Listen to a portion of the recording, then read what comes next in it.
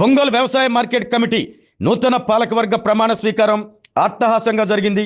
A1 function హాల్లో జరిగిన ఈ కార్యక్రమంలో ముందుగా ఒంగోలు శాసనసభ్యులు దామచర్ల జనార్దన్ రావు వ్యవసాయ మార్కెట్ కమిటీ చైర్మన్ రాచగర్ల వెంకట్రావుతో ప్రమాణ స్వీకారం చేయించారు. 13 మంది డైరెక్టర్లతో మార్కెటింగ్ శాఖ డిప్యూటీ డైరెక్టర్ సువచ్చల ప్రమాణ స్వీకారం చేయించారు.